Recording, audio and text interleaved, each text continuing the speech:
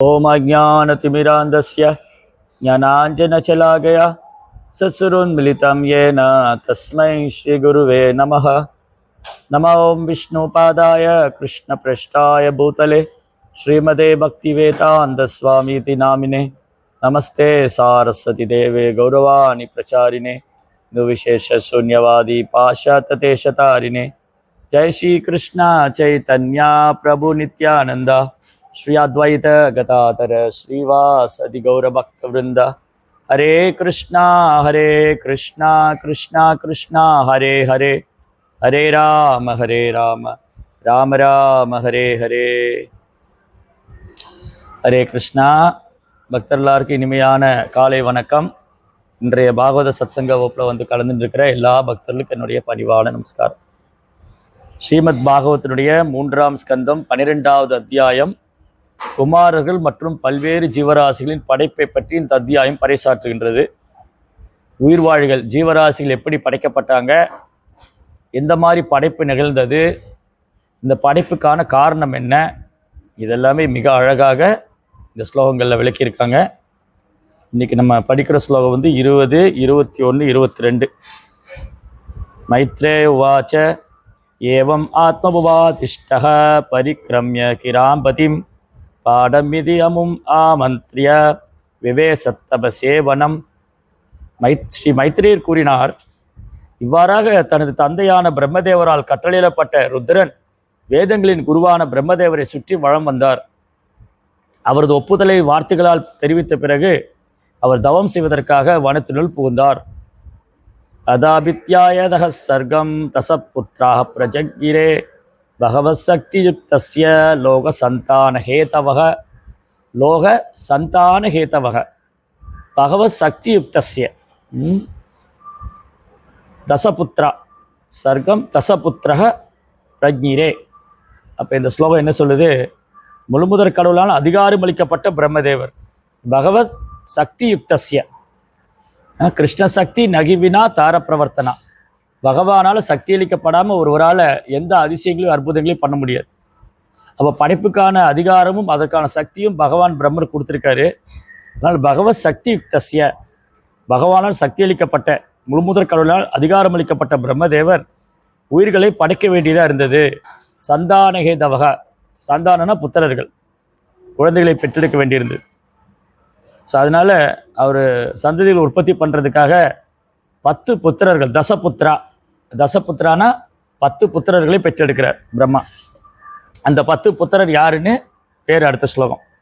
மரீச்சிரத்ரி அங்குரீசோ புலஸ்தஸ்ய புலஹாத் கிருது பிருகூர்வாசிஷ்டஸ்தக்ஷ தசமஸ்தத்ர நாரதः.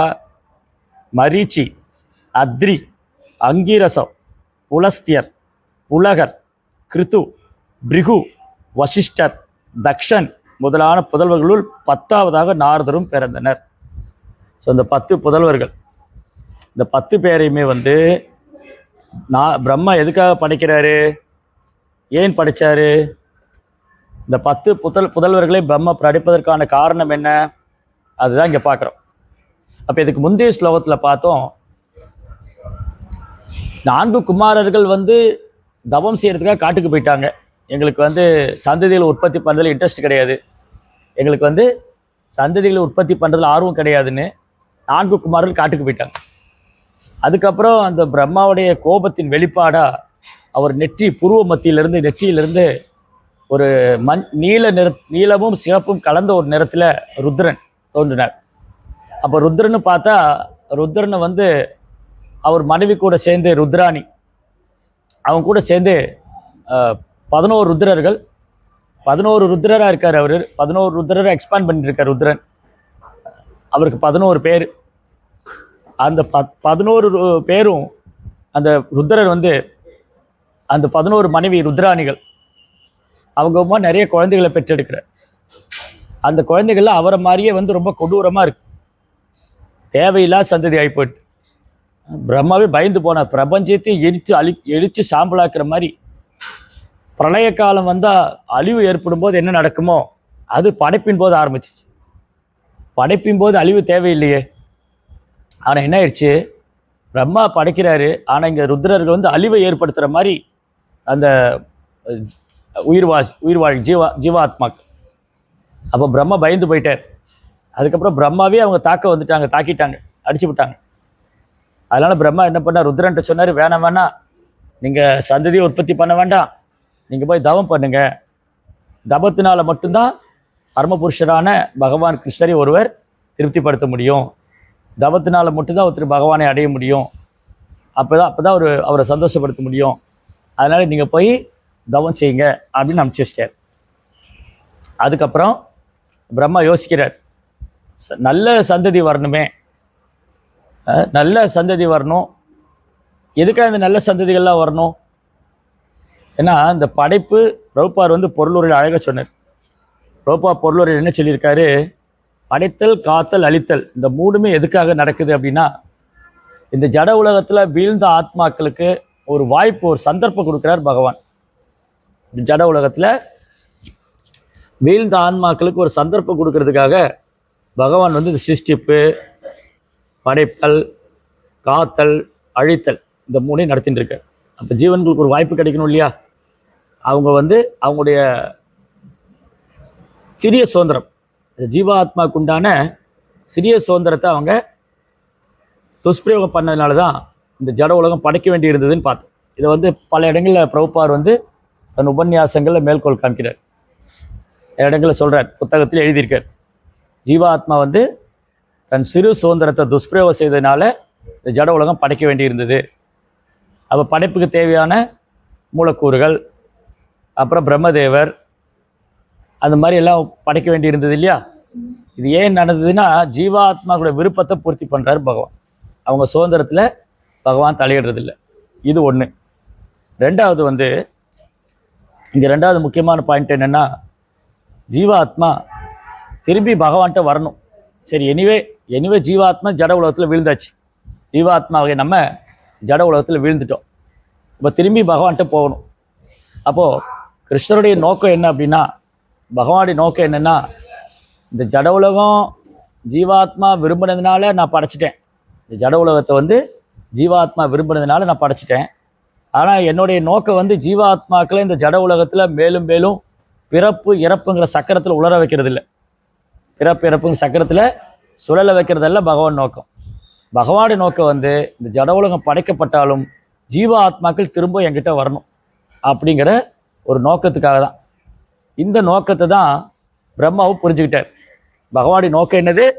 ஜீவாத்மா திரும்பி பகவான்கிட்ட வரும். அப்போது நல்ல சந்ததிகள் இருந்தால் தானே ஜீவாத்மாவுக்கு வழிநடத்த முடியும். ஜீவாத்மாக்களை வழிநடத்துவதற்கு நல்ல சந்ததிகள் வேணும்.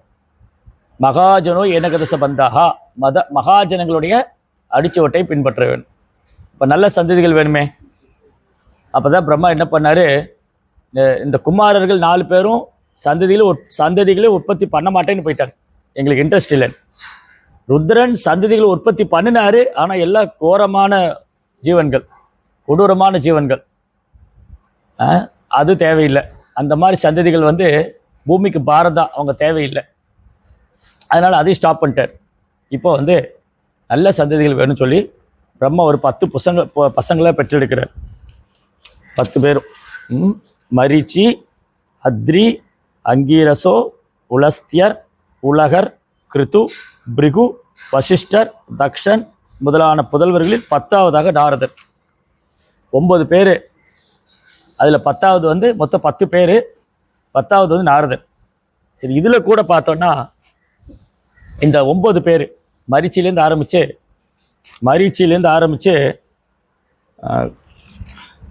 தக்ஷன் வரைக்கும், மரீச்சிலேருந்து ஆரம்பித்து தக்ஷன் வரைக்கும் இவங்க நோக்கம் என்னென்னா, வேதங்களை பின்பற்றணும், வேத முறைப்படி வாழணும், வேத நியமங்களைப்படி யாகங்கள் செய்யணும், தபங்கள் இருக்கணும், விரதம் இருக்கணும், புண்ணிய கர்மாக்களை செய்யணும். இதில் தான் அவங்க கான்சன்ட்ரேட் பண்ணாங்க. அவங்க வேத கொள்கைகளை படி எல்லாரையும் வழி நடத்தணும், வேதங்களில் சொல்லப்பட்டிருக்கிற கொள்கைகளை, வைதிக கொள்கைகளையும் நியமங்களையும் பின்பற்றணும். இதுதான் இந்த 9 பேர். அப்போ என்ன ஆகிடும், இந்த 9 பேர் வேதங்களில் சொல்லப்பட்ட பலநோக்கு கர்மங்கள், இந்த யாகம் பண்ணால் இந்த பலன் கிடைக்கும், இந்த பூஜை செஞ்சால் இந்த பலன் கிடைக்கும், இந்த நாளில் இந்த தெய்வத்தையை வழிபடணும். இது மூலமாக இந்த வரங்களை பெற்றுக்கொள்ளலாம். தர்ம அர்த்த காம மோக்ஷா. வேதங்களுடைய குறிக்கோள் வந்து தர்ம அர்த்த காம மோக்ஷா. யார் யார் என்னென்ன தர்மத்தை செய்யணும், ஒரு பிராமணனுடைய தர்மம் என்ன, ஒரு சத்திரியனுடைய தர்மம் என்ன, ஒரு வியாபாரியோட தர்மம் என்ன, ஒரு சூதரனுடைய தர்மம் என்ன, பிரம்மச்சாரியுடைய தர்மம் என்ன, சன்னியாசி தர்மத்தை வந்து ஃபாலோ பண்ணும். சன்னியாசியோட தர்மம், குடும்பஸ்தருடைய தர்மம், கணவனுடைய தர்மம், மனைவியோடைய தர்மம், பெற்றோருடைய தர்மம், ராஜ தர்மம், குல தர்மம், ஸ்திரீ தர்மம், நிறைய தர்மம் இருக்கு வேதங்கள். அப்போது இந்த தர்மங்களை பின்பற்றும். ஒரு பக்கம் வந்து தர்மத்தின் கொள்கைகளை பின்பற்றணும். இன்னொரு பக்கம் வந்து அவங்க பொருளாதார முன்னேற்றம், தர்மத்தின் வழியில்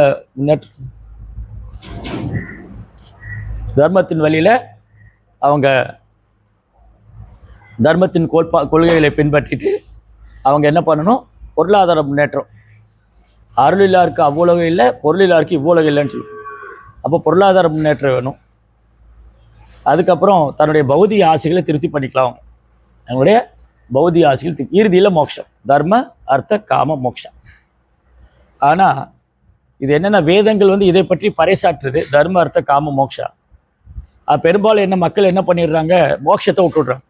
மோட்சத்தை விட்டுட்டு தர்ம அர்த்த காமத்தோடு நின்று, ஓகே நான் என் தர்மத்தை ஒழுங்காக பண்ணுறேன், நான் ஒரு பொண்ணை கல்யாணம் பண்ணிட்டேன், நியாயமாக சம்பாதிக்கிறேன், என்னுடைய பௌதிக ஆசைகளை பூர்த்தி பண்ணிக்கிறேன், அதோடு நின்று போய்டு.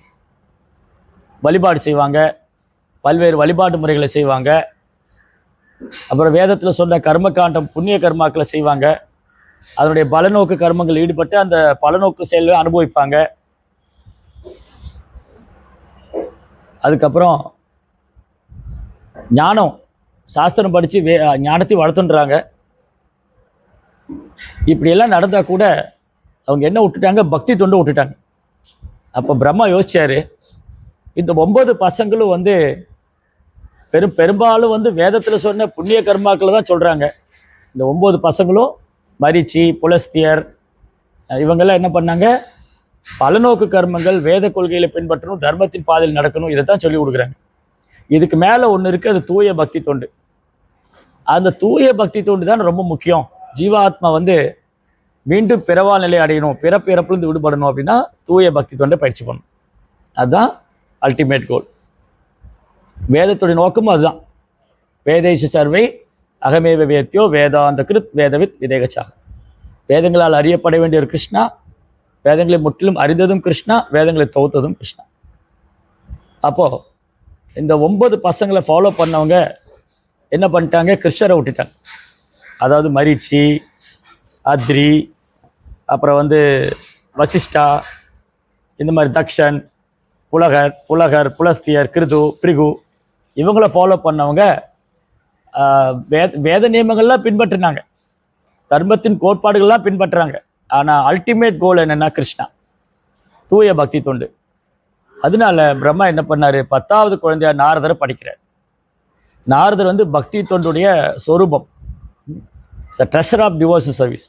பக்தி தொண்டுடைய ஒரு கிடங்கு, ட்ரெஷர் ஹவுஸ், தூய பக்தர். அதனால் பிரம்மா என்ன பண்ணார், நாரதரை படிக்கிறார். அப்போது வேதங்களில் நிறைய பேர் இருக்காங்க, நிறைய பேர் சொல்லியிருக்காங்க, நம்ம யாரை ஃபாலோ பண்ணோன்னு. வேதங்களில் வந்து நிறைய சாதுக்களை பற்றி சொல்லியிருக்கு. இந்த மாதிரி இங்கே பார்த்தோம் இல்லையா, புலகர், புலஸ்தியர், கிருது, அப்புறம் கர்தமர், கபிலர், கணாதனர், அஷ்டவக்கரர், ஜெய்மினி, பதஞ்சலி, இது மாதிரி நிறைய பேர் இருக்காங்க. இங்கே பிரம்மாவுடைய குழந்தைகள் கூட 9 பேர் இருக்காங்க. கிருது, பிரிகு, அங்கீரசோ, அத்ரி, இவங்கெல்லாம் இருக்காங்க. இவங்கெல்லாம் வந்து வேத நியமங்களை பின்பற்றவங்களாக இருந்தாலும் நாரதர் போல ஸ்ட்ரைட்டாக டைரெக்டாக தூய பக்தி தொண்டை பற்றி சொல்லணும். அதனால தான் நம்ம வந்து மகாஜனங்களை பின்பற்றணும்.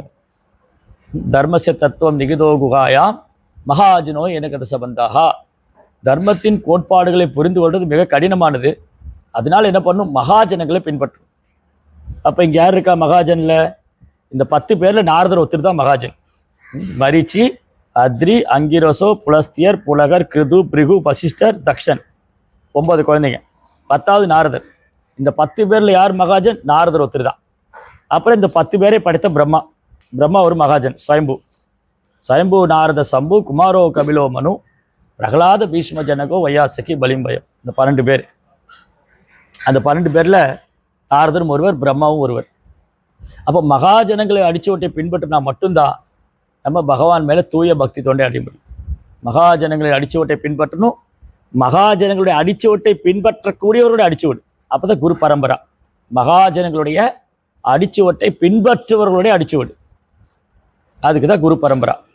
அப்போ குரு பரம்பரா எப்படி தொடங்குது? கிருஷ்ணா, பிரம்மா, நாரதர், வியாசர், மாத்வாச்சாரியர், பத்மநாப தீர்த்தா, நரகரி தீர்த்தா, அக்ஷோப தீர்த்தா, ராஜேந்திர தீர்த்தா, ராகவேந்திர தீர்த்தா, அப்படி லக்ஷ்மிபதி தீர்த்தா, மாதவேந்திர புரி, ஈஸ்வரபூரி, சைத்தன்ய மகாபிரபு, நித்யானந்த பிரபு, அத்வைதர், கதாதர், ஸ்ரீவாஸ்,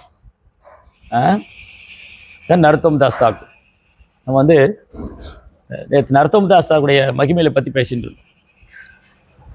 அதாவது மகாஜனங்களை பின்பற்றக்கூடிய மகாஜனங்கள். அப்போ சம்பிரதாயனாலே கோபி பத பத கமலையோ தாச தாச தாச தாசானு தாசன், பகவானுடைய சேவகனுடைய சேவகனுடைய சேவகனுடைய சேவகன். இதுதான் நம்முடைய ரியல் ஐடென்டிட்டி.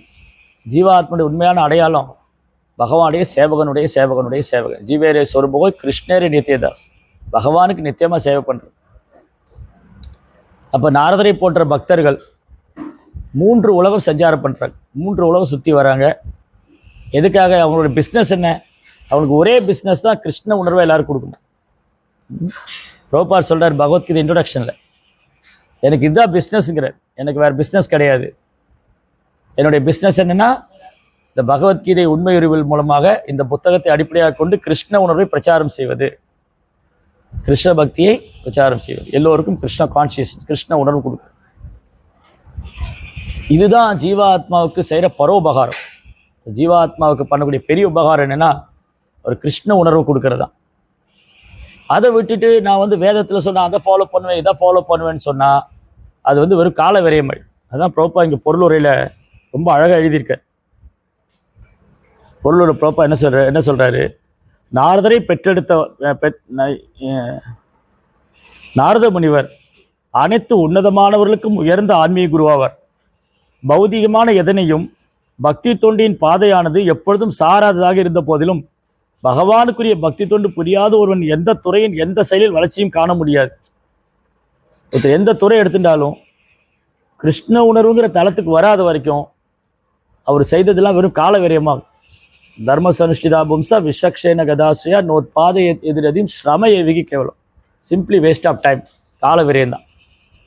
கிருஷ்ணருக்காக செயலாற்றுறது வரைக்கும் அது எந்த செயலாக இருந்தாலும் எந்த தர்மமாக இருந்தாலும் அது வெறும் கால விரயமாயிடும்.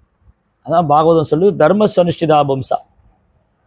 எந்த தர்மத்தை செஞ்சாலும் ஒருத்தர் பிராமணனா இல்லை சன்னியாசியா குடும்பஸ்தனா இல்லை பிரம்மச்சாரியா எந்த வாழ்க்கையில் இருந்தாலும் அந்த அந்த ஆசிரமத்தில் இருந்துட்டு விஸ்வக்ஷேன கதாஸ்ரியா பகவானது சேவைக்காக, பகவானுக்கு பக்தி தொண்டு செய்கிறதுக்காக, பகவானை பற்றி கேட்பதற்காக, அவரது நாம ரூப குணாதிசயங்களை வந்து பாடுவதற்காக இல்லைன்னா அது சிம்பிளி வேஸ்ட் ஆஃப் டைம், வெறுமனே கால விரயம். பகவானுக்கு உன்னதமான அன்பு தொண்டினால் மட்டுமே வாழ்வின் உண்மையான லட்சியத்தினை அடைய முடியும். ஸோ வாழ்க்கையுடைய உண்மையான லட்சியம் எப்போ அடைய முடியும்? பகவானுக்குரிய உன்னதமான அன்பு தொண்டினால் மட்டுமே. இவ்வாறு ஸ்ரீமன் நாரத முனிவரால் செய்யப்பட்ட பக்தி தொண்டே பிரம்மதேவரின் புதல்வர்கள் அனைவரும் செய்ததையும் காட்டிலும் உயர்ந்ததாக விளங்குகிறது. அவங்க 9 பேர் நல்லது தான் பண்ணியிருக்கிறாங்க. அந்த 9 பேருமே நல்ல காரியம்தான் பண்ணியிருக்கிறாங்க, நல்ல சந்ததி தான் உற்பத்தி பண்ணியிருக்கிறாங்க, அதில் எந்த சந்தேகம் இல்லை. ஆனால் அல்டிமேட் கோல் என்னன்னு இருக்கு இல்லையா? இந்த சந்ததிகள்லாம் வெறும் புண்ணியங்களோடு நிப்பாட்டிடக்கூடாது, அது வெறுமனே புண்ணியங்களோடு நிப்பாட்டிடக்கூடாது, பக்தி தொண்டுங்கிற தளத்துக்கு வரணும். அதனால தான் அந்த 9 பேர் செய்த செயலை விட நாரதருடைய செயல் இருக்கு இல்லையா, அது ரொம்ப உயர்ந்தது. அதான் பரோ தர்மா. மற்றவங்களாம் தர்மத்தை பற்றி சொல்கிறாங்க, மற்ற புதல்வர்கள்லாம் தர்மத்தை பற்றி சொன்னால் நாரதர் பரோ தர்மத்தை சொல்கிறார். பரோ தர்மோ ஏதோ பக்தி ரதோக்ஷே சவை பும்சா பரோ தர்மோ ஏதோ பக்தி ரதோக்ஷே அகை துகி அப்பிரதிகதா ஏ ஆத்மா சுப்ரஷீததி. இது ஆத்மாவுக்கு உண்மையான ஆனந்தம் தரும் பக்தி தொண்டு தான். அப்போது இந்த தூய பக்தி தொண்டை வந்து ஸ்தாபனம் செய்கிறதுக்கு தான் பகவான் யுகந்தோறும் அவதரிக்கிறார், வேறு எந்த நோக்கத்துக்காக இல்லை. பகவான் யுகந்தோறும் அவதரிக்கிறது வேறு எந்த நோக்கத்துக்காக அவருக்கு இங்கே வேறு எந்த பிஸ்னஸும் கிடையாது. பகவானுக்கு இந்த ஜட உலகத்தில் ஆக வேண்டியது ஒன்றும் இல்லை, ஒரு பிஸ்னஸ் கிடையாது. நமக்கு இந்த ஜட உலகத்தில் ஆக வேண்டியது ஒன்றும் இல்லை, ஒரு பிஸ்னஸ் கிடையாது. தேவையெல்லாம் அன்னெசரியாக இந்த உடம்பு எடுத்துட்டு அன்னெசரி. சரி, எடுத்துட்டாச்சு. அப்போ என்ன பண்ணணும்? பகவானுடைய கருணையை நம்ம பயன்படுத்திட்டு இருக்கோம். பகவான் என்ன பண்ணுறாரு? தன் காரணமற்ற கருணையினால இங்கே இறங்கி வர்றார். இறங்கி வந்து அவர் இங்கே தன்னுடைய லீலைகள் மூலமாக, தன்னுடைய சகாக்கள் மூலமாக நம்மளோட அன்பு பரிமாற்றம் செய்கிறார். நமக்கு வந்து தூய பக்தி தொண்டை கற்றுக் கொடுக்குறார். அப்போ சைத்தன்ய மகாபிரபு, நித்யானந்த பிரபு, அத்வைத ஆச்சாரியர் மாதிரி பகவானே பக்தனாக வந்து இந்த லீலையெல்லாம் பண்ணாங்க. தூய பக்தி தொண்டு எப்படி பயிற்சி பண்ணணும் அப்படின்னு பகவானே கற்றுக் கொடுக்குறார்.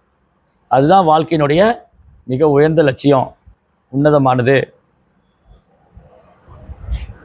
அப்போ நாரதரை மாதிரி பக்தர்கள் அதான் செய்கிறாங்க. அப்போது நரசிம்மதாஸ் தாக்கூர் வந்து எந்த பாரபட்சம் இல்லாமல் கிருஷ்ணநாமத்தை சொல்லி கொடுக்குறார். யாரையும் பார்க்கறதில்ல, யாருடைய குணநலங்களையும் பார்க்கறதில்ல.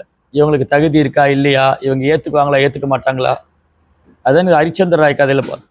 ஹரிச்சந்திர ராய் வந்து ஒரு கொள்ளைக்காரனாக இருந்தார். இந்த மாதிரி கொள்ளைக்காரங்க, கொலைகாரங்க, திருடர்கள், கயவர்கள், வஞ்சகர்கள், மனிதர்களே கடைநிலையாளர், நராத்தமர்களை விடுவிக்கிறதுக்காக தான் நரோத்தமர்கள் இருக்காங்க. நர ஆத்தமா மனிதனே வீழ்ந்தவன், நர உத்தமா மனிதர்களே உயர்ந்தவர். Great personalities. The great personalities why they are appearing. அந்த தூய ஆன்மாக்கள் எதுக்கு அவதரிக்கிறாங்க? இந்த நராதமர்களை விடுவிக்கிறதுக்காக. அப்போ இதனால நரசிம்மதாஸ் தாக்கூர் வந்து எங்கெல்லாம் போகிறாரோ, அவர் யாரையெல்லாம் சந்திக்கிறாரோ, அவங்க எல்லாருக்கும் கிருஷ்ண பிரேமம் கிடைச்சிது. எல்லாருக்கும் கிருஷ்ணர் மேலே கலங்கமில்லாத அன்பு. அதனாலேயே சிலருக்கு நரசிம்மதாஸ் தாக்கூர் மேலே பொறாமை இருந்து. அதுவும் குறிப்பாக ஜாதி கோஸ்வாமிகள், பிராமணர்கள், இவங்களுக்கெல்லாம் என்ன நரத்தம் என்ன தீட்சை கொடுக்குறாரு? இது என்ன இவங்க போய் எல்லாருக்கும் தீட்சை கொடுக்குறாரு? இவர் என்ன பிறப்பால் இவர் ஒரு காயஸ்த குலத்தை சார்ந்தவர் தானே. பிறப்பால் வந்து இவர் ஒரு சாதாரண குலத்தை சார்ந்தவர் தானே. இவர் எப்படி பிராமணருக்கு தீட்சை கொடுக்கலான்னு ஒரு பெரிய சர்ச்சையை வந்து நரசிம்மதாசருடைய மகிமை அறிந்து கொள்ளாமல், ஒரு வைணவனுடைய மகிமை, வைஷ்ணவர் வந்து ஒரு தூய பக்தர், வைஷ்ணவர், கிருஷ்ண பக்தர், இந்த ஆசிரம வர்ணங்களுக்கெல்லாம் அப்பாற்பட்டவர். வர்ணாசிரமங்கிறது கூட நம்மளை கட்டுப்படுத்தக்கூடியது தான், 3 குணத்துக்கு உட்பட்டது தான். வர்ணாசிரமம் இருக்கு இல்லையா, இந்த வர்ணாசிரம கொள்கை கூட முக்குணத்துக்கு உட்பட்டது தான். பிராமணர்கள் சாத்விகமான குணம், சத்திரியர்கள் ரஜோகுணம், வியாபாரிகள் ரஜோகுணம் தமோகுணம் கலந்தது, சூத்திரர்கள் தமோகுணம். அப்போ இந்த வர்ணம் கூட 3 குணத்துக்கு உட்பட்டதாக தான் இருக்கு. ஆனால் தூய பக்தி தொண்டுங்கிறது முக்குணத்துக்கு அப்பாற்பட்டது. ஏன் தூய பக்தி தொண்டு முக்குணத்துக்கு அப்பாற்பட்டதுன்னா, தூய பக்தர்கள் முக்குணத்துக்கு அப்பாற்பட்டவங்க, பகவானும் முக்குணத்துக்கு அப்பாற்பட்டவர். பகவான் முக்குணத்துக்கு அப்பாற்பட்டிருக்கிறதுனால பகவானுக்கு செய்யக்கூடிய பக்தி தொண்டு வந்து முக்குணத்துக்கு அப்பாற்பட்டது. பகவானும் பக்தி தொண்டு முக்குணத்துக்கு அப்பாற்பட்டதாக இருக்கிறதுனால வைஷ்ணவர்களும் முக்குணத்துக்கு அப்பாற்பட்டவங்களாயிடும். அப்போது இந்த ஜட உடல் எடுத்துட்டதுனால தானே, இந்த ஜட உடல் எடுத்துட்டதுனால தான் நம்ம 3 குணத்துக்குள்ளே இருக்கோம். ஆனால் பக்தி தொண்டு நம்ம பயிற்சி பண்ணும்போது என்ன பண்ணுவோம்? படிப்படியாக இந்த முக்குணத்துக்கு அப்பாற்பட்டவங்க. மாமியச்சோ அபியபிச்சாரேன பக்தி யோகேன ஜ சேவையே சகுணான் சமதீதைதான் பிரம்ம பூயாய கல்பது. அவ்யபிச்சாரேன பக்தி. அவ்யபிச்சாரேன பக்தினா கலப்படமில்லாத பக்தி, பியோர் டிவோஷன், அன்கண்டாமினேட்டட். பக்தி யோகேன ஜ சேவையே, அந்த கலப்படமில்லாத பக்தி பண்ணும்போது தான் சகுணான் சமதீதைதான், முக்குணத்துக்கு அப்பாற்பட்ட பிரம்ம பூயாய கல்பதே, பிரம்மங்கிற தரத்தில் வந்து இருக்கு. அதனால ஒருத்தர் தன் இந்த உடலோடு அடையாளப்படுத்திக்கும் போது தான், ஓ நான் பிராமணன், நான் சத்திரியன், அவர் சூத்ரன், இவர் வைஷ்யர், அவர் குடும்பஸ்தர், இவர் சன்னியாசி. சைத்தன்ய மகாபிரபு சொல்கிறாரு, நான் வந்து பிராமணன் கிடையாது, நான் சன்னியாசி கிடையாது, நான் குடும்பஸ்தன் கிடையாது. அப்போ நீங்கள் யார்? நீங்கள் யார் அப்படின்னா, கோபி பிரதபத கமலையோ தாச தாச தாச தாச தாசானு தாசன். நான் வந்து பகவானுடைய சேவகர்களுடைய சேவகர்களுடைய சேவகனுடைய சேவகனுடைய சேவகனுடைய சேவகன்.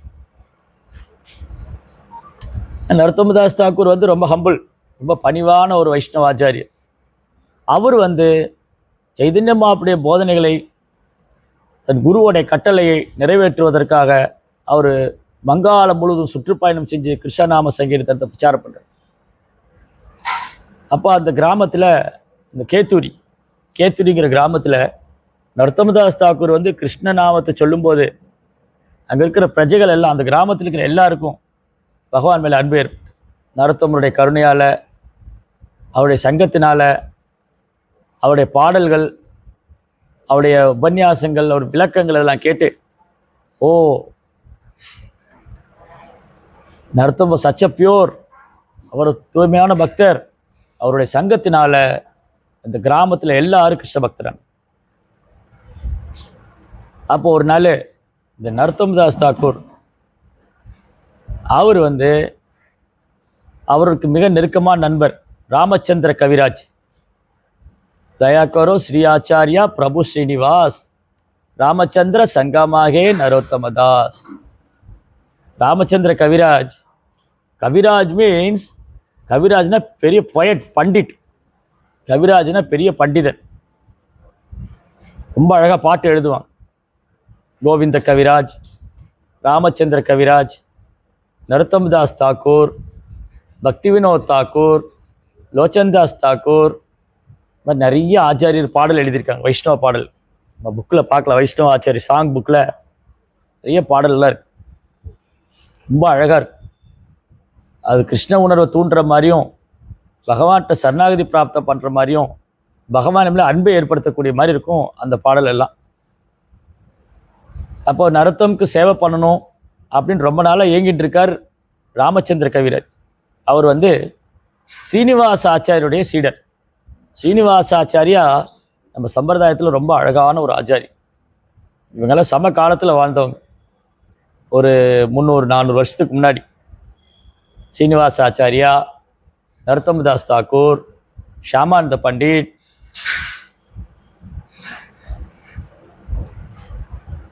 நீங்களாம் ஒரே சம காலத்தில் வாழ்ந்தவங்க.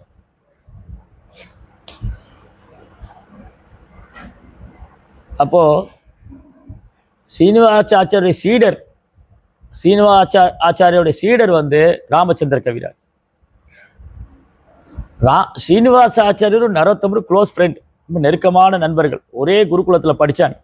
சீனிவாச ஆச்சாரியா, நரோத்தமதாஸ் தாக்கூர், ஷாமான் பண்டிட், 3 ஒரே குருகுல ஜீவகோஸ்வாமிகிட்ட படிச்சுட்டாங்க. அதனால் ராமச்சந்திர கவிராஜ் வந்து ஸ்ரீனிவாச ஆச்சாரிய தீட்சை ஆனதுக்கப்புறம் அவர் அடிக்கடி நரோத்தமருடைய மகிமையை பற்றி கேட்க, ஸ்ரீனிவாச ஆச்சாரியர் தன் நண்பனை புகழ்கிறார். ஓ, நரோத்தம சச்ச நைஸ் டிவோட்டி, ரொம்ப தூய பக்தர், சைத்தன்ய மகாபிரபு மேலே ரொம்ப அளவில்லாத அன்பு வச்சுட்டு இருக்கார் அப்படின்னு நரோத்தமதாஸ் தாக்கூருடைய குணநலன்களை எப்போவுமே புகழ்ந்து பாடிட்டு இருக்கார் ஸ்ரீனிவாச ஆச்சாரி. நரோத்தம என்ன பாடுறாரு? தயாக்கரோ ஸ்ரீ ஆச்சாரியா பிரபு ஸ்ரீனிவாஸ். ஓ ஸ்ரீனிவாச ஆச்சாரிய கருணை கொடுங்க. இதுதான் வைஷ்ணவர். வைஷ்ணவர் என்ன பண்ணுறாங்க? சீனிவாச ஆச்சாரியா நரோத்தமரை புகழ்ந்து பாடிட்டு இருக்கார், நரோத்தமர் சீனிவாசரை புகழ்ந்து பாடிட்டு இருக்கார். தற்பெருமை பாடினதே இல்லை ஒரு நாள். ஆகாது, ஒரு நாள் தற்பெருமை பாடினதே இல்லை. அதுதான் தூய பக்தர். இவர் அந்த பக்தரோட குணநலங்களை புகழ்ந்துட்டு இருக்கார், அவர் இவரோட குணநலன்களை புகழ்ந்துட்டு இருக்கார். பார்த்தீங்களா? இதுதான் நம்முடைய மிக முக்கியமாக கவனிக்க வேண்டியது. நம்ம முக்கியமாக கவனிக்க வேண்டியது, பக்தர் சங்கத்தில் வரும்போது அவங்க குணநலங்களை பாராட்ட வேண்டும், குறைகளையும் குற்றங்களையும் சொல்லக்கூடாது. குணநலன்களை பாராட்ட வேண்டும், நிறைகளை போற்றி பாராட்ட வேண்டும், நிறைகளை பேசணும், அவங்களுடைய நல்ல குணங்களை பற்றி சொல்லணும். அப்போது இந்த ராமச்சந்திரா வந்து ரொம்ப நாளாக வெயிட் பண்ணிட்டு இருக்காரு. எனக்கு எப்போ அவர் கேட்டுட்டே இருந்தார், நரோத்தமருடைய மகிமையில் கேட்டு கேட்டு நான் என்னைக்கு நரோத்தமரை பார்க்க போகிறேன்னு காத்துட்டு இருக்கேன். அப்போ அவர் இதயத்தில் பரமாத்மாவாக இருக்கார் இல்லையா பகவான். ஒரு நாள் அவர் நரோத்தமரை சந்திக்கவும் நேர்ந்தது. அவர் வந்து ஜாஜிகிராம், சீனிவாசாச்சாரிய ஊர் வந்து ஜாஜிகிராம், அங்கே ஒரு நாள் வந்திருந்தார் நரோத்தமதாஸ் தாக்கூர். ஆச்சாரியரை சீனிவாசாச்சாரிய தரிசனம் பண்ணுறதுக்காக நரோத்தம் வந்து ஜாஜிகிராம். அது மட்டும் இல்லை, கேத்தூரியில் வந்து ஒரு பெரிய திருவிழா பண்ண போகிறோம், அந்த ஃபெஸ்டிவலில் நீங்கள் வந்து கலந்துக்கணும், கௌர பூர்ணிமா இன்னைக்கு கொஞ்ச நாளில் கௌரி பூர்ணிமா பண்டிகை வரப்போகுது. கௌரி பூர்ணிமா பண்டிகையை முதல்ல ரொம்ப கிராண்டாக அந்த ஃபெஸ்டிவல், அந்த அந்த பண்டிகையை வந்து வெகு விமர்சையாக கொண்டாடினார் நரோத்தம் தாஸ் தாக்கூர். முதல் கௌரி பூர்ணிமா சைதன்ய மகாபிரபுடைய ஆவிர்பாவம், அவர் தோன்றியதை வந்து ரொம்ப கிராண்டாக செலிப்ரேட் பண்ணார். அப்போ சீனிவாசாச்சார் இன்வைட் பண்ணுறார், நீங்கள் வாங்க, நீங்கள் வந்து எனக்கு விக்கிரகங்கள்லாம் ப்ரைஸ்டே பண்ணி கொடுங்க. ஒரு 5-6 விக்கிரகங்களே ப்ரைஸ்டே பண்ணுறார். மேற்கு வங்காளம் சுற்றியும் அவர் பிரச்சாரம் பண்ணக்கூடிய இடங்களில் விக்கிரகங்களை ப்ரைஸ்டே பண்ணுறார். நீங்கள் வந்து ப்ரைஸ்டே பண்ணி கொடுங்க, வைஷ்ணவர்களாக வந்து எனக்கு உதவி செய்யுங்க, இந்த பண்டிகை வந்து ரொம்ப கிராண்டாக நம்ம செலிப்ரேட் பண்ணணும், எப்படி பண்ணலாம் அப்படின்னு திட்டமிடுறாங்க. அப்போ அவங்க 2 பேரும் உட்காந்துட்டு அவங்க கையிலே லெட்டர் எழுதினேன். அன்றைக்கெல்லாம் கடிதம் எழுதணும். இந்த வாட்ஸ்அப்லாம் போட முடியாது. வாட்ஸ்அப்பு, ட்விட்டர்லாம் கிடையாது, இன்ஸ்டாகிராம்லாம் கிடையாது. உட்காந்து எழுதணும், கடிதம் எழுதி அந்த செய்தி அனுப்பணும். அப்போ போஸ்ட் ஆஃபீஸும் கிடையாது. ஒரு காலத்தில் போஸ்ட் பாக்ஸ் இருந்தது, லெட்ரு போட்டால் அது கொண்டு 2 நாளில் போய் சேரும். அதுக்கப்புறம் டெலகிராம் வந்தது, அதுக்கப்புறம் மெயில் வந்தது, அதுக்கப்புறம் வாட்ஸ்அப்பு, ட்விட்டர்லாம் வந்துடுச்சு. இப்போ வீட்டில் உட்காந்துட்டு தோசையை போட்டால் பிடிச்சி போடுறாங்க, நான் காலை தோசை சாப்பிட்டேன் அப்படி. அப்போ என்ன ஆயிடுச்சு, இந்த மாதிரி எழுதி உட்காந்து 2 பேர் கைப்பட எழுதுறாங்க. எல்லா பக்தர்களையும் இன்வைட் பண்ணுறாங்க, எல்லா ஆச்சாரியரும். ஜானவா மாதா, விருந்தாவன் தாஸ் தாக்கூர், நம்சிவாதன் தாக்கூர், அபிராம் தாக்கூர், ரகுநந்தன் தாக்கூர், நிறைய பக்தர் எல்லாரும் இன்வைட் பண்ணுறாங்க. இந்த ஃபெஸ்டிவல் வந்து நல்லா கிராண்டாக நடக்கணும், எல்லா வைஷ்ணவோடைய ஆசீர்வாதம் வேணும், வைண ஆச்சாரியெல்லாம் வந்து ஆசீர்வாதம் பண்ணணும், ஜானவ மாதாவுடைய ஆசீர்வாதம் கிடைக்கணும் அப்படின்னு எல்லாம் கடிதம் எழுதுகிறாங்க. அப்போ அந்த சேவையெல்லாம் ஏற்பாடு பண்ணணும் இல்லையா. அப்போ ராமச்சந்திரா வந்து நரோத்தம் கூடயே வந்துட்டார். அவர் கொஞ்ச நாள் நரோத்தம் கூட இருந்து அவருக்கு சர்வீஸ் பண்ணணும். ராமச்சந்திரா சங்கமாக நரோத்தம தாஸ். ராமச்சந்திரா வந்து நரோத்தமுடைய சங்கத்திலே இருக்கு. அப்போ 2 பேரும் ஒரு நாள் பேசின்னு போகிறாங்க.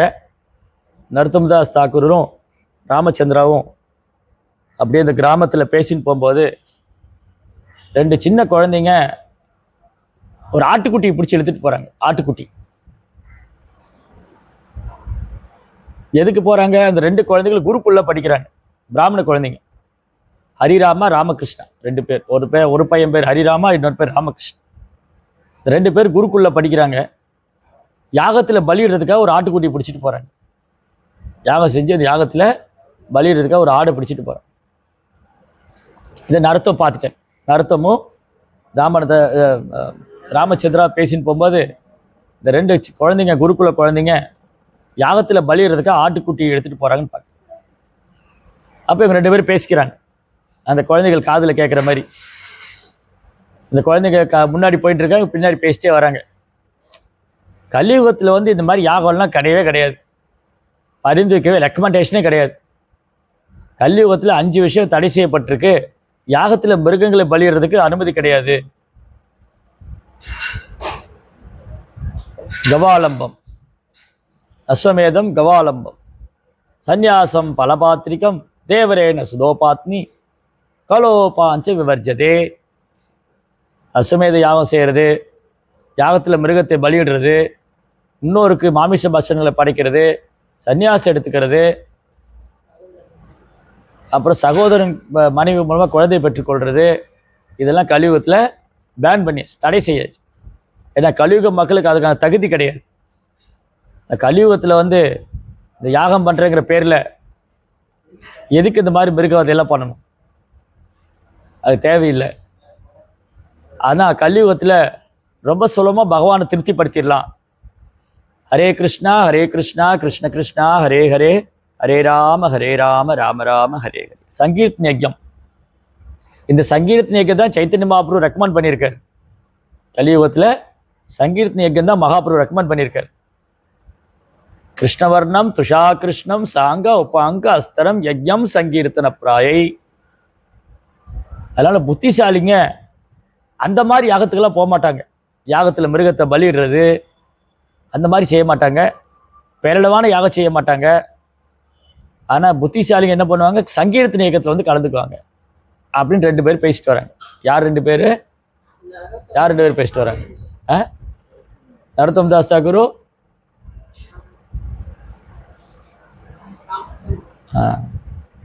இதனால தான் கிளாஸ் மட்டும் கேட்கணும்னு சொல்றது. நரோத்தம் தாஸ் தாக்கூர்,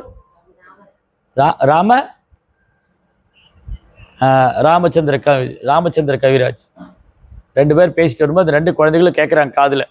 இந்த குழந்தைங்க யாகத்தில் பலியிறதுக்காக ஆடு பிடிச்சிட்டு போகிறாங்க. அந்த குழந்தைகள் பேர் என்ன? ஹரிராமா, ராமகிருஷ்ணா. இந்த 2 குழந்தைங்களும் திரும்பி பார்க்குறாங்க. அவங்க பின்னாடி 2 பேர் நடந்து வர்றாங்க. சூரியனை போல பிரகாசிக்கிறாங்க. 2 பேர் அப்படி ஒரு தேஜஸ். நரோத்தம் தாஸ் அவருடைய கண்கள்லாம் அப்படி தாமரை இதழ் மாதிரி சூரியன் போல பிரகாசிக்கிறார். 2 குழந்தைகளும் இந்த ஆட்டுக்குட்டியை விட்டுட்டு இவங்க காலில், இவங்க தாமரை பாதத்தில் விழுந்து சரணடைஞ்சாங்க. ஓ பிரபு, எங்களை ஆசீர்வாதம் பண்ணுங்க. இவ்வளோ நாள் இது தெரியாமல் போயிடுச்சு எங்களுக்கு. நாங்கள் ஏதோ யாகம் பண்ணி புண்ணியம் செய்யலாம், இதுதான் எங்களுக்கு குருக்குள்ள சொல்லி கொடுத்தாங்க. குருக்குள்ள வந்து யாகம் பண்ணால் இந்த பலன் கிடைக்கும், அந்த பலன் கிடைக்கும், இந்த தேவதை வழிபட்டால் இதெல்லாம் சொல்லி கொடுத்தாங்க. இதை யாருமே எங்களுக்கு சொல்லிக் கொடுக்கலையே. கிருஷ்ணநாமத்தை சொல்லணும், அதுதான் இந்த யுகத்தோடைய தர்மம். பகவான் கிருஷ்ணரை தான் முழுமுதற் கடவுள், அவரை ஆராதிக்கிறது தான் ரொம்ப முக்கியம். இதெல்லாம் விட்டுட்டாங்களே. இவ்வளோ நாள் நாங்கள் எங்கள் லைஃப்பை வீணாக்கிட்டோமே. தயவுசெய்து எங்களை உங்கள் சீடராக ஏற்றுக்குங்க, எங்களுக்கும் தீட்சை கொடுங்க அப்படின்னு இந்த 2 குழந்தைகளும் நரோத்தம் தாஸ் அவருடைய தாமரை பாதங்களை நமஸ்காரம். வைஷ்ணவா பரதுக்க துக்கி கிருப்பாம்புதி. வைஷ்ணவர் ரொம்ப கருணை வாய்ந்தவர். இந்த 2 குழந்தைகளும் அப்படியே தோளோடு எடுத்து கட்டி தழுவிண்டு, குழந்தைகளா இன்னிலேருந்து நீங்கள் வந்து ஹரே கிருஷ்ணா மந்திரம் சொல்லுங்க அப்படின்னு அவங்கக்கிட்ட ஹரே கிருஷ்ணா மந்திரம் சொல்லி கொடுக்குறேன். ஹரே கிருஷ்ணா கிருஷ்ண கிருஷ்ண ஹரே ஹரே, ஹரே ராம ராம ராம ஹரே. தீட்சை கொடுக்குறேன். இந்த அந்த ஹரிராமா, ராமகிருஷ்ணா 2 பேரும் நரோத்தம்கிட்ட தீட்சை வாங்கினதுக்கப்புறம் அவன் கண்ணுலேருந்து கண்ணீர் வருது. அப்படியே அழுதுகிட்டே இருக்காங்க. நாக்கு வந்து நாம சொல்லிகிட்டே இருக்கு, நிறுத்த முடியல. நம்ம கூட தீட்சை வாங்கியிருக்கிறோம், ஜபம் பண்ணும்போது தூங்க தான் செய்கிறோம். அப்புறம் ஜபம் எப்படா முடியும்னு நினச்சிட்டு இருக்கோம். 16 மாலை எப்போ முடியும்? நான் 16 மாலை தான் செய்வேன்னு குருட்ட சொல்லியிருக்கேன். அதான் 16, குறைந்தபட்சம் 16 மாலைன்னு சொன்னார். நான் 16 மாலை தான் என்னுடைய வாழ்க்கையில் லட்சியமாக வச்சுட்டு இருக்கேன். அதனால இதுதான் நம்மளுடைய கண்டிஷன். ஆனால் ஹரிராமாவும் ராமகிருஷ்ணாவும் அவங்க நாக்கு நாம சொல்லிகிட்டே இருக்கு, நிறுத்த முடியல அவங்களால. கண்ணுலேருந்து கண்ணீர் வந்துட்டே இருக்கு. அதுக்கு வந்து நரோத்தமனுடைய கருணையால் பிரேமம் கிடைச்சது பகவான். அப்படியே அழுதுட்டே வீட்டுக்கு போகிறாங்க. ஹரே கிருஷ்ணா கிருஷ்ண கிருஷ்ணா ஹரே ஹரே, ஹரே ராமா ராம ராமா ஹரே ஹரே இப்படி நாம சொல்லிட்டு அழுதுட்டே வீட்டுக்கு போகிறாங்க. உங்கள் அப்பா பார்க்குற அந்த குழந்தைகளுக்கு என்னாச்சு? ஆடுக்குட்டி கூட்டின்னு வரேன்னு போனவங்க என்னாச்சு இப்படி வர்றாங்க, அழுதுகிட்டே இருக்காங்க, நாமம் சொல்லிகிட்டே இருக்காங்களே. குழந்தைகளா என்ன நடந்ததுன்னு கேட்டேன். அவங்க சொல்கிறாங்க, இவ்வளோ நாள் நாங்கள் வந்து இது தெரியாமல் போயிட்டோம். நரோத்தமுடைய கருணையால் தான் எங்களுக்கு தெரிய வந்தது. பகவான் நாமத்தை விட உயர்ந்தது கிடையாது, பக்தி தொண்டை விட உயர்ந்தது இல்லை, நாமம் சொல்கிறது தான் உயர்ந்தது. இதுதான் இந்த யுகத்துக்கான யஜ்யம். அதனால் நாங்கள் வேறு எந்த யாகம் செய்ய போகிறதில்ல, நாங்கள் எதிலும் ஈடுபட போகிறதில்ல, நாமம் சொல்லிகிட்டே தான் இருக்க போகிறோம். நரோத்தமர் தான் எங்கள் குரு, நரோத்தமர் தான் எங்கள் குரு. அவர் நாங்கள் குருவை ஏற்றுட்டோம். இனிமேல் எங்கள் குருநாதர் என்ன சொல்கிறோம் அதான் நாங்கள் செய்ய போகிறோம். இந்த பிள்ளைகளோட அப்பா கோவம் வந்துடும். என்ன துணிச்சிலிருந்து அந்த நரோத்தம் வந்து நம்ம பிராமண சமுதாயத்தில் தீட்சை கொடுப்பார். அவருக்கு என்ன தகுதி இருக்குது? முதல்ல நரோத்தமருக்கு என்ன தகுதி இருக்குது பிராமணுக்கு தீட்சை கொடுக்கறதுக்கு? அவரை பிறப்பால் பிராமணன் கிடையாது அப்படின்னு கோவம் வந்து ஒரு கமிட்டி மீட்டிங் போடுவாங்க. சமுதாயத்தில் சேர்ந்து ஒரு மீட்டிங் போட்டு சொல்கிறாங்க, நரோத்தம் இதை ஸ்டாப் பண்ண சொல்லணும், நரோத்தமரை வந்து நிப்பாட்ட சொல்லணும். என்ன பெரிய தப்பு பண்ணியிருக்காரு அவர்? என்ன துணிச்சல் இருந்தால் அவர் தீட்சை கொடுப்பாரு அப்படின்னு எல்லாம் பேசிட்டு அந்த கூட்டத்தில் ஒருத்தரை தேர்ந்தெடுக்கிறாங்க. கங்கநாராயண்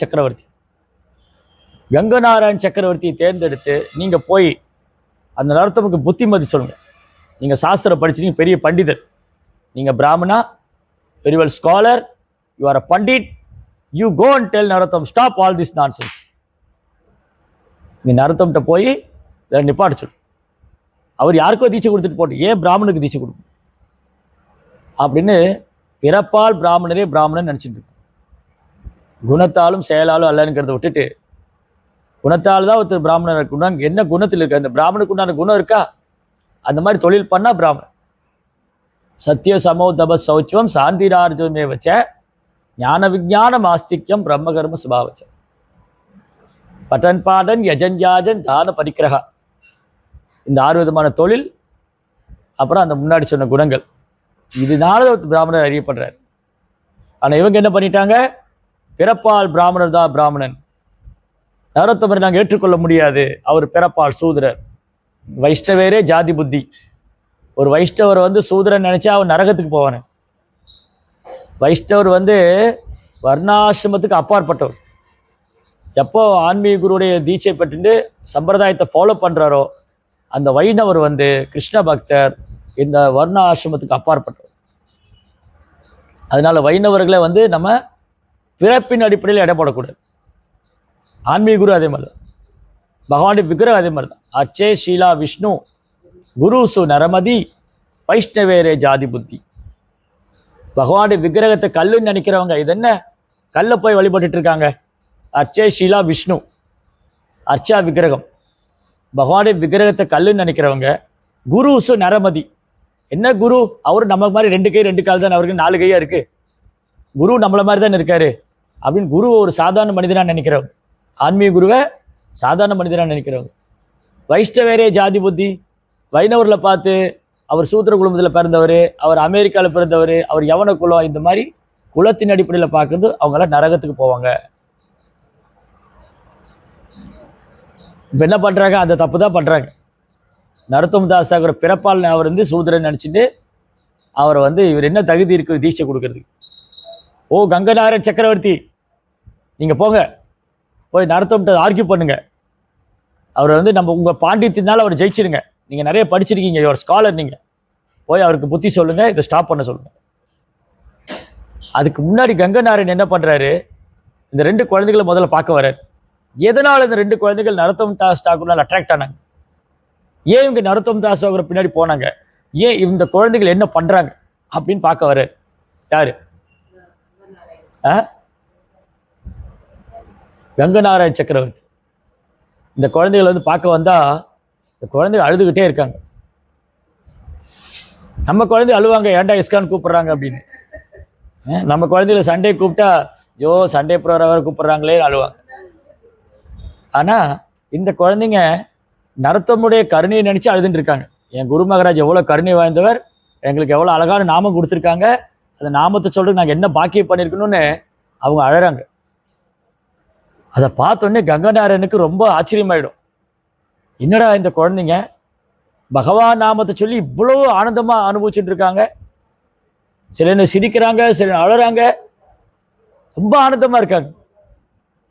நம்மள எவ்வளோ பேர் அந்த ஹரே கிருஷ்ணா மதத்தை சொல்லி ஆனந்தமாக இருக்கும், ரொம்ப ஆனந்தமாக இருக்கும், சொல்லணுமே சொல்லிட்டு இருக்கோம். இன்னும் அந்த நாமத்துடைய முழு ஆனந்தத்தை நம்ம அனுபவிக்கல. நம்மள யாருமே வந்து ஹரிநாமத்துடைய முழு ஆனந்தத்தையும் அனுபவிக்கல.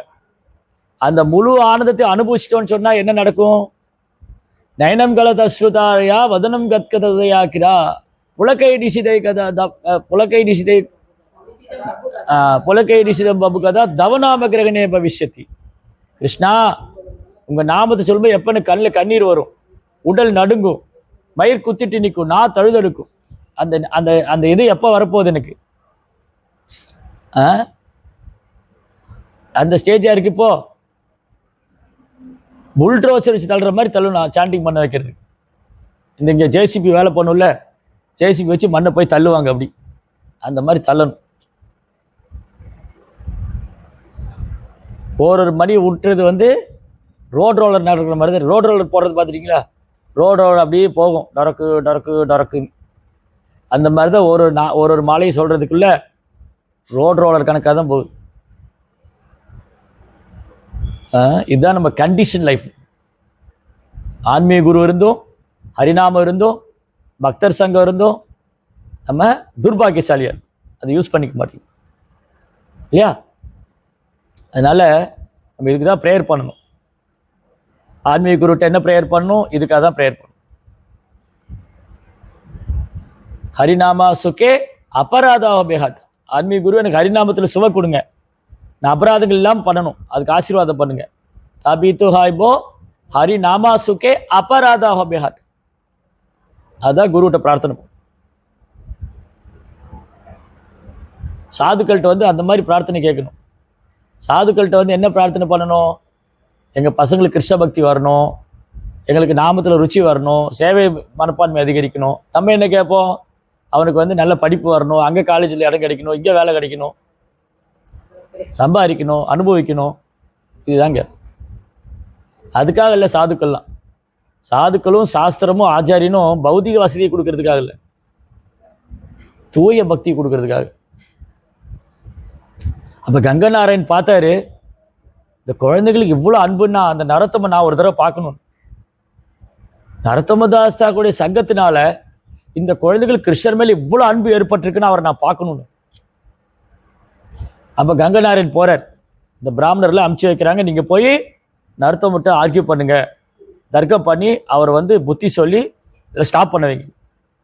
ஆனால் என்ன நடந்தது? கங்கநாராயண் சக்கரவர்த்தி போய் நரோத்தமதாஸை சந்திக்கிறாரு. நரோத்தமதாஸ் அவரை பார்த்த உடனே கங்கநாயர் அவர் தாமரை பாத்திரம் விழுந்து அவரு திசையிடாரு. கங்கநாயர சக்கரவர்த்தி என்னடாரு? நரோத்தமரை தன் குருவை ஏற்றிட்டார். ஹோ சொசைட்டி, பிராமண சமுதாயத்துக்கு பெரும் ஏமாற்றம். இந்த பண்டிதர் இவரு போய் நரோத்தமதாஸ் தாக்கூருக்கு சீடர் ஆயிட்டாரே, அதனால நரோத்தமதாஸ் தாக்கூரை இவரால் ஜெயிக்க முடியல. அவங்க என்ன நினைச்சுக்கிட்டாங்க? கங்கநாராயண் சக்கரவர்த்தினா நரோத்தமதாஸை ஜெயிக்க முடியல, வாதத்தில் தோத்து போயிட்டார் போல இருக்கு, அதனால அவரே சீடர் ஆயிட்டார் போல இருக்கு. அதனால பெரிய ஸ்காலர் ஒரு பண்டிதனை பிடிக்கணும், பிடிச்சு நரோத்தமக வந்து நம்ம கண்ட்ரோல் பண்ணணும், அவரை தீட்சை கொடுக்குற நிப்பாட்டும், பிராமணருக்கு தீட்சை கொடுக்கறத நிப்பாட்டும் அப்படி சொல்லிட்டு இவங்க ராஜாவிட்ட போனாங்க. ராஜாவுடைய சபையில ரூப்நாராயண் ஒரு பண்டிட் இருக்க. ரூப்நாராயண், இந்த ரூப்நாராயண வந்து கொஞ்சம் கர்வம் பிடிச்ச பண்டிதர். ரூப்நாராயண வந்து திக்விஜய் பண்டிட், பல ஊர்களில் போய் தர்க்கம் பண்ணி எழுதி வாங்கிக்குவார், நான் வந்து விட்ட தோத்து போயிட்டேன் அப்படி. இந்த ரூப்நாராயண்ட்ட நான் தோத்து போயிட்டேன்னு எழுதி வாங்கிக்குவேன். இப்படி ஒரு பெரிய அந்த விஜய பத்திரா அதை எழுதி வச்சுக்கிட்டு ஊரெல்லாம் காமிச்சு, பாருங்க நான் அவரை ஜெயிச்சிட்டேன், நான் இவரை ஜெயிச்சிட்டேன். ரொம்ப கர்வமான பண்டிதன். அவருக்கு நூற்றுக்கணக்கான ஆயிரக்கணக்கான சீடர்கள் வேற. கர்வமான பண்டிதனுக்கு ஆயிரக்கணக்கான சீடர்கள். ஸோ பிராமணர்கள்லாம் போய் ராஜாட்ட கம்ப்ளைண்ட் பண்ணுறாங்க, இந்த நரோத்தம் வந்து இந்த மாதிரி பண்ணுறாரு, பிராமணருக்கு தீட்சை கொடுக்குறாரு, ஆனால் அவர் பிறப்பால் பிராமணர் கிடையாது, இது எப்படியா ஸ்டாப் பண்ணணும், அவர் கூட யாராவது தர்க்கம் பண்ணணும் அப்படின்னு சொல்லிட்டு இவங்க எல்லாம் போய் கம்ப்ளைண்ட் பண்ணுறாங்க. உடனே ரூப்நாராயண் சொல்ற, நான் வரேன், நான் போய் நரோத்தம் பாடம் போட்டேன் அப்படின்னு சொல்லிட்டு ரூப்நாராயண் என்ன பண்ணாரு? ராஜாவோட அந்த ரூப்நாராயண் சேர்ந்துட்டு அந்த ராஜாவும் கூட வர்றார். பெரிய ஊர்வலம், துந்துப்பி எல்லாம் போட்டு மத்தளெல்லாம் முழங்க, நூற்றுக்கணக்கான சீடர்கள் முன்னாடி போக, குதிரைகள் படைகள்லாம் எடுத்துட்டு ஒரு பெரும் பல்லக்கில் ரூப்நாராயணை உட்கார வச்சு அவர் தூக்கிட்டு வர்றாங்க. நரோத்தமதாஸ் அவருடைய ஊருக்கு அவர் தூக்கிட்டு வராங்க. நரோத்தமதாஸ் அவர் சும்மா விடக்கூடாது, எனக்கு நிறைய பாண்டித்யம் இருக்கு, நான் நிறைய படிச்சிருக்கேன், என்னை யாராலும் ஜெயிக்க முடியாது, நான் போய் நரோத்தம்கிட்ட ஆர்கியூ பண்ணுறேன். Narottam is very simple. Narottamdas Thakur is Vaishnava acharya, ரொம்ப பணிவானவர், ரொம்ப எளிமையானவர். அவர் வந்து சைத்தன்ய மாப்புடைய கட்டளைகளை நிறைவேற்றின்னு இருக்கார். அவர் பகவானுடைய கட்டளைகளை வந்து பிரச்சாரம் பண்ணிட்டு இருக்கார், போதனைகளை பிரச்சாரம் பண்ணிட்டு இருக்கார். அவர் குருவுடைய கட்டளையை நிறைவேற்றின்னு இருக்கார். அவர் பாரபட்சம் பார்க்கறது இல்லை, யார் உயர்ந்தவர், யார் தாழ்ந்தவர், யார் தகுதி உள்ளவர், யார் தகுதியற்றவர், எந்த பாரபட்சம் காண்பதில்லை. அப்போ என்ன பண்ணாங்க? இந்த நரோத்தமதாஸ் கூட யார் இருக்காங்கன்னு பார்த்தோம், சர்வீஸ் பண்ணிட்டு இருக்காரு. நரோத்தமதாஸ் கூட யார் சர்வீஸ் பண்ணிட்டு இருக்கா? ராமச்சந்திர கவிரை. இப்போ யார் தீட்சை வாங்கினா நரோத்தமதாஸ் தாக்கூர்கிட்ட? கங்கநாராயண் சக்கரவர்த்தி. இவங்க ரெண்டு பேரும் பேசினாங்க. நம்ம குரு மகாராஜ் வந்து ரொம்ப அழகாக பிரச்சாரம் பண்ணிட்டு இருக்கார், கிருஷ்ண பக்தியை பரப்பின்னு இருக்கார், அவர் ஒரு தூய பக்தர்.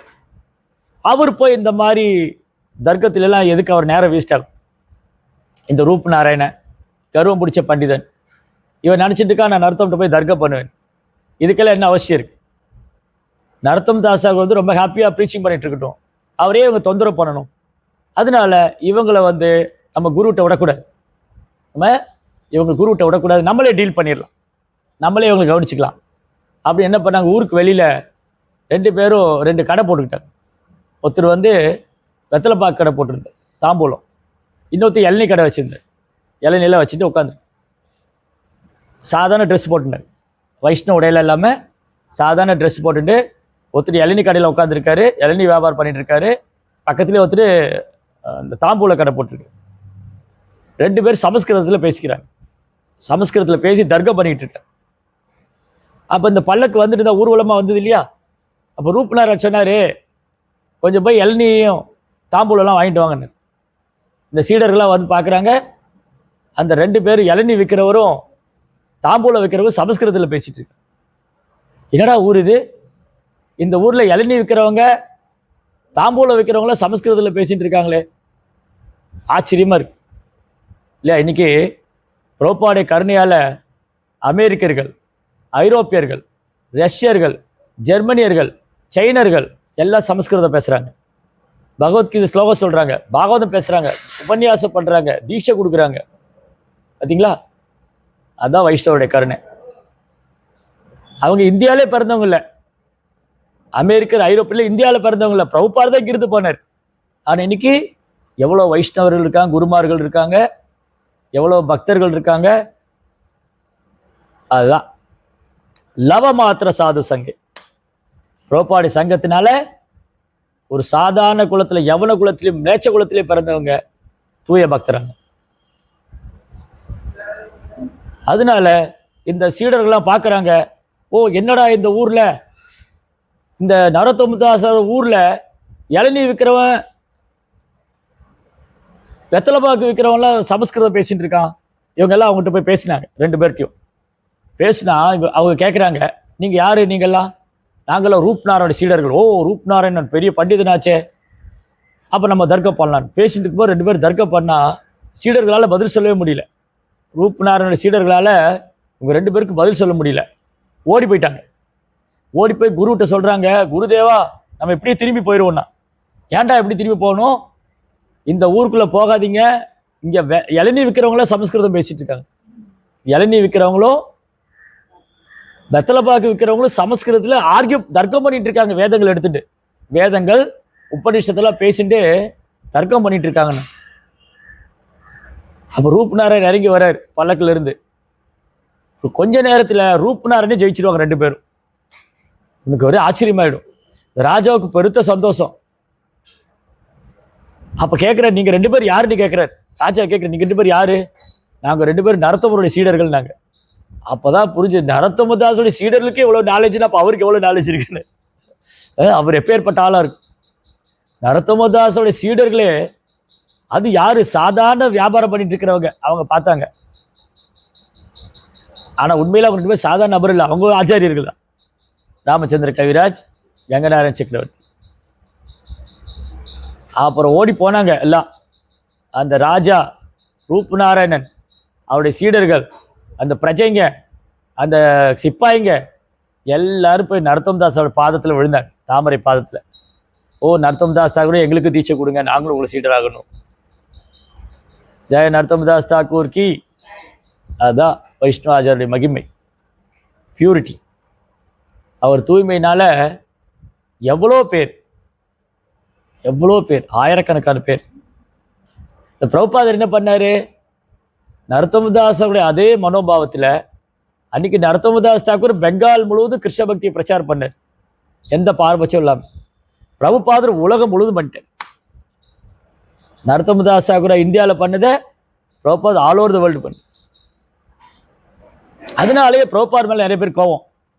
இந்த பக்திவேதாந்த சுவாமி வந்து அமெரிக்கர்களுக்கெல்லாம் தீட்சை கொடுக்குறாரு, அவருக்கு பிராமணி தீட்சை கொடுக்குறாரு, பூணூல் போட்டு விட்டுறாரு, அவருக்கு சமஸ்கிருத வேத மந்திரம்லாம் சொல்லி கொடுக்குறாங்க, கிருஷ்ணரை வழிபட வைக்கிறாங்க அப்படின்னு பிரபுபாதர் மேலேயும் பொறாமை, அவர் மேலேயும் கோபப்படுது. ஆனால் பிரபுபாதா வந்து சைதன்யமா அப்படி போதனைகளை பிரச்சாரம் செய்யறதுக்காக வந்தார். நமஸ்தே கௌரவாணி பிரச்சாரினே நிர்விசேஷா சூன்யவாதி பாஷ்யாத்திய தேசத்தாரி. சைதன்யமாவுடைய போதனைகளை கடல் கடந்து போய் சேர்த்தார் பிரபுபாதா. அன்னைக்கு நரத்தமதாஸ் அவர் என்ன செஞ்சாரோ அதை மாசா பண்ணார் பிரபுபாதா. மாஸ்னா உண்மையால மாசு வந்து பிரபுபாதா தான். அவர் தான் மாசா பண்ணிட்டார், உலகெல்லாம் போய் பண்ணிட்டார். ரைட். அதனால் இன்றைக்கி பிரார்த்தனை பண்ணிக்கணும். நமக்கு பாகவதம் படிக்கிறதுலையும் கேட்குறதுலையும் ஆர்வம் வரணும், நாமத்தில் ருச்சி வரணும், சேவை பண்ணணும். அப்போ இங்கே என்ன சொல்லியிருக்கு, அந்த 10 குழந்தைங்கள நாரதர் தான் பெஸ்ட்டு குழந்தை. ஏன்னா அவர் தூய பக்தர். மற்றவங்களாம் நல்ல குழந்தைகள் தான், ஆனால் நாரதர் இஸ் பெஸ்ட். அப்போது வெறும் நல்ல காரியம் பண்ணால் மட்டும் போதாது, பகவானுடைய பக்தனாக இருக்கணும், அதுதான் பெஸ்ட்டு. வெறும் வேதங்களை பின்பற்றினா மட்டும் போதாது, பகவானுடைய பக்தனாக இருக்கணும், அதுதான் பெஸ்ட்டு. ஆனால் அட்லீஸ்ட் வேதங்களை பின்பற்றுறாங்கன்னு சொல்லிக்கலாம், ஏதோ தர்மத்தின் படி வாழ்கிறாங்க அப்படின்னு சொல்லிக்கலாம். ஆனால் அது போதாது. அதில் தான் பிரம்மா வந்து நாரதரை படித்தார். 9 குழந்தைகள் வந்து 10வது குழந்தையா பிரம்மா நாரதரை படித்தார். நாரதருடைய அடிச்சுவட்டை பின்பற்றி நரோத்தமதாஸ் தாக்கூர் கிருஷ்ண பக்தி பிரச்சாரம், அந்த பரம்பரை. அது மாதிரி பிரபுபாதா, அந்த மாதிரி குருமார்கள். ஸோ கிருஷ்ணா கான்ஸ் இது அல்டிமேட். கிருஷ்ண உணர்வு தான் இறுதியானது, அதுக்கு மேலே ஒன்றும் இல்லை. ஹரே கிருஷ்ணா. ஜெய் ஸ்ரீல பிரபுபாத் கி. ஓகே, ஏதாவது கேள்விகள்?